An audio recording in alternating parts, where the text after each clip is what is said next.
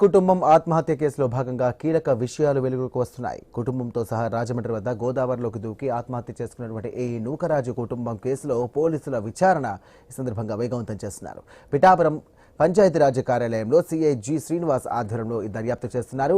నూకరాజు మృతిపై సహా ఉద్యోగులు ఆవేదన వ్యక్తం చేస్తున్నారు.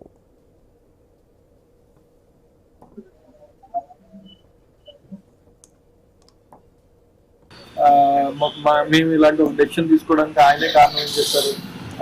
మేము ఇలా వెళ్ళిపోయిన తర్వాత ఆయన్ని శిక్షించాల్సిందిగా కోరుతూ కలెక్టర్ గారికి అలాగే ఎస్పీ గారికి లెటర్ రాయడం జరిగింది. ఒకవేళ నిజంగా సార్ చెప్పినట్టు ఆ పర్సన్ సార్ వాళ్ళ ఫ్యామిలీని అంత ఇబ్బంది పెట్టుంటే కనుక నిజంగా మేము పిఠాపురం కాన్స్టిట్యుయెన్సీలో వర్క్ చేస్తున్న ఎమ్మెల్యే గారు, డిప్యూటీ సీఎం గారు, పవన్ కళ్యాణ్ గారు ఆయన దీన్ని చాలా స్ట్రిక్ట్ గా తీసుకుని ఇలాంటిది ఒకటి మళ్ళీ రిపీట్ అవ్వకూడదు అని ఆ కన్సర్న్ ఎవరైతే పర్సన్ ఉన్నాడో తనని చట్టపరంగా ఏదైతే శిక్షలు విధించాలో అన్ని విధించి సార్ ఆత్మకి, సార్ కుటుంబ సభ్యుల ఆత్మకి శాంతి చేకూర్చే విధంగా ఒక నిర్ణయం తీసుకోవాలని మేము అందరం ఆశాభావం వ్యక్తం చేస్తున్నాం.